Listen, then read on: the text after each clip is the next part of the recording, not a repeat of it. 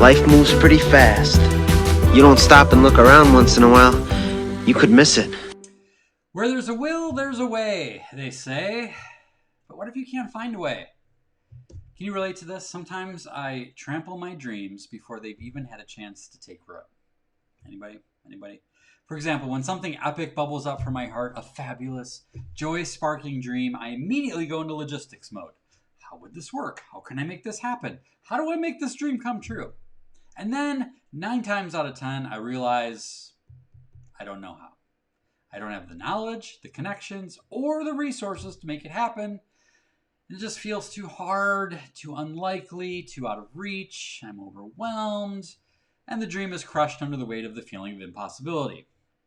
Sad to say, that's often where it ends. The dream dissolves into an emaciated wish, a thin, pale shadow of its former glorious self. Well, in 2020, I embraced an important idea, particularly when it comes to big dreams and faith and what God wants to do in my life. How is not my job?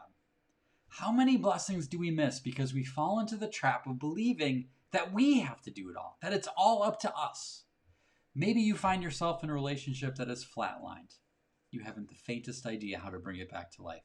Maybe you've come to realize how much you hate your job, but you're not sure how to position yourself for a better one. Maybe you feel like you're in a deep, dark pit, and you have no clue how you'd even begin to climb out. For 25 years, Kim and I had been dreaming about living on a lake. We talked about it on our first date. We spent hundreds and hundreds of hours talking about it, trying to figure out the most efficient way to make it happen while still doing the work we love and feel called to.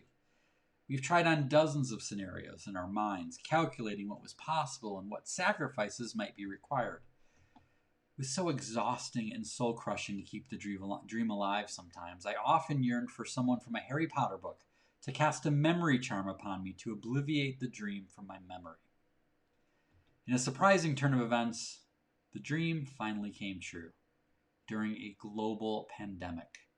Around the time of the start of the lockdown, in my morning prayer time, I came across the idea that how is not my job. I realized that how could never be realized until I had fully committed to the what. Now, the what starts out fun. Everyone loves to imagine crazy, preposterous dreams, but it gets scary when you get serious about it. If you decide to own the what, landing the dream job, finding Mr. Right, having a baby, starting the business, things get real. You move the dream into that vulnerable nook in your heart that opens you to the pain of it not coming true.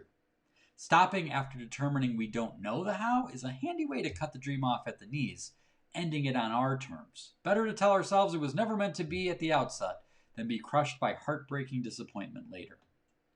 Well, at the beginning of the lockdown, I led our family to begin a routine that felt utterly preposterous. We started a dinner time prayer thanking God in advance for the lake home you're preparing for us.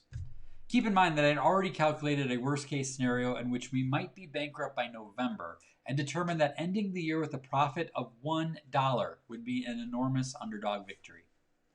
We persisted with every meal. Sometimes after a particularly defeating day, I'd forget and not include it in the prayer. On those days, without fail, one of my kids would add on, "Thank you for the lake home you're preparing for us." I'm proud of how they helped carry us on those days. That's what I'm Meanwhile, talking about. I started keeping a special journal. Starting in May, I filled a page with this affirmation: I, Jason Kotecki, will own a dream home on the lake. I wrote that 15 times a day, every single day, all year long, sometimes dead tired right before bed. I decided I was going to keep doing it until we got that dream house or until the day I died, whichever came first. I cannot tell you how foolish it all seemed most days. I often felt like an idiot wasting my time. But each time we said the prayer or I wrote the affirmation, I reminded myself, how is not my job?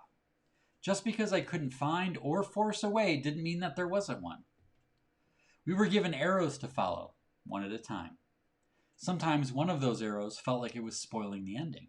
We'd be certain we finally knew the how, but then there'd be another turn that blew those certainties to smithereens.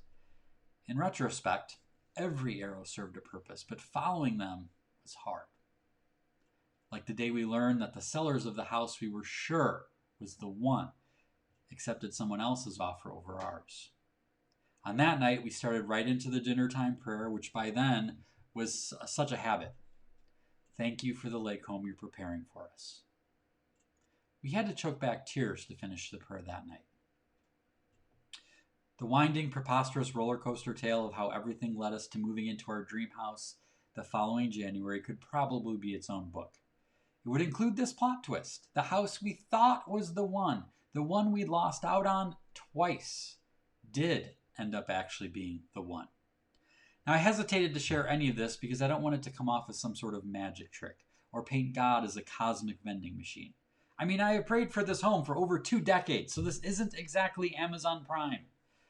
But I do believe that God does plant certain dreams in our hearts, and if we're brave enough to claim them, to speak them out loud, He will help us realize them somehow, although not always in the way we expected. I believe that faith is realizing we can't do everything ourselves, that we were never meant to, and that there's someone who wants to help. And I know firsthand that the truth that just because you can't find a way doesn't mean there isn't one.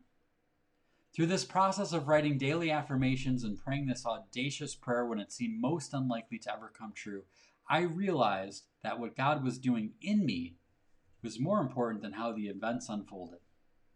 Indeed, my favorite day of saying our prayer with a slight modification was before the first dinner we shared together in our new house on the shores of Lake Michigan. Thank you for the lake home you prepared us for.